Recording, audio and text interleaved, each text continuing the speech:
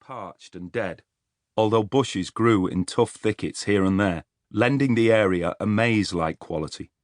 The village children played here sometimes, although it was not particularly safe. Over the years, many of them had been tempted to clamber down into the quarry, where the steep sides were prone to crumble away. The council put up fences and signs, but the local consensus was that they should do more. Children found ways over fences after all. They had a habit of ignoring warning signs. The man knew a lot about Neil Spencer. He'd studied the boy and his family carefully, like a project. The boy performed poorly at school, both academically and socially, and was well behind his peers in reading, writing, and maths. His clothes were mostly hand-me-downs. In his manner, he seemed a little too grown up for his age, already displaying anger and resentment towards the world. In a few years, he would be perceived as a bully and a troublemaker, but for now he was still young enough for people to forgive his more disruptive behaviour. He doesn't mean it, they'd say. It's not his fault. It had not yet reached the point where Neil was considered solely responsible for his actions, and so people were forced instead to look elsewhere. The man had looked. It wasn't hard to see. Neil had spent today at his father's house. His mother and father were separated, which the man considered a good thing. Both parents were alcoholics, functioning to wavering degrees. Both found life considerably easier when their son was at the other's house, and both struggled to entertain him when he was with them. In general, Neil was left to occupy and fend for himself, which obviously went some way to explaining the hardness the man had seen developing in the boy. Neil was an afterthought in his parents' lives. Certainly, he was not loved. Not for the first time, Neil's father had been too drunk that evening to drive him back to his mother's house, and apparently also too lazy to walk with him. The boy was nearly 7, his father probably reasoned, and had been fine alone all day. And so Neil was walking home by himself.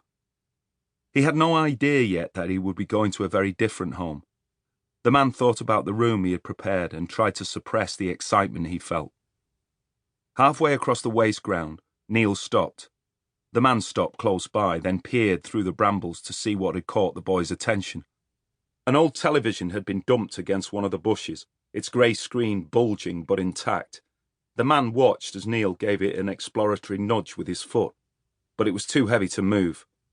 The thing must have looked like something out of another age to the boy, with grills and buttons down the side of the screen, and a back the size of a drum. There were some rocks on the other side of the path. The man watched, fascinated, as Neil walked over, selected one, and then threw it at the glass with all his strength. Pock!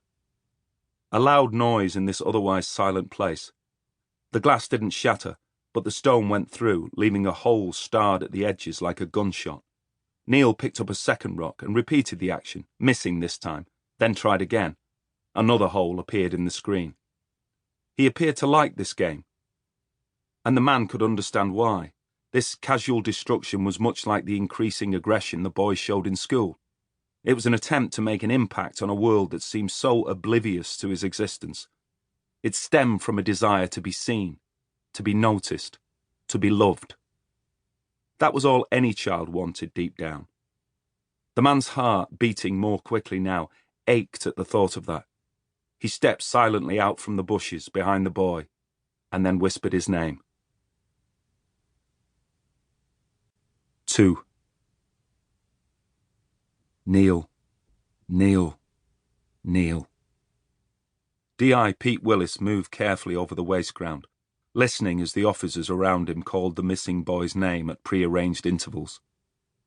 In between, there was absolute silence.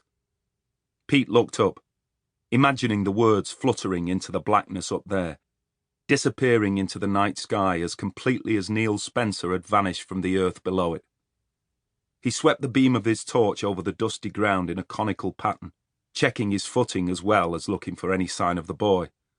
Blue tracksuit bottoms and underpants, Minecraft t-shirt, black trainers, army-style bag, water bottle. The alert had come through just as he'd been sitting down to eat the dinner he'd laboured over, and the thought of the plate there on his table right now, untouched and growing cold, made his stomach grumble. But a little boy was missing and needed to be found. The other officers were invisible in the dark, but he could see their torches as they fanned out.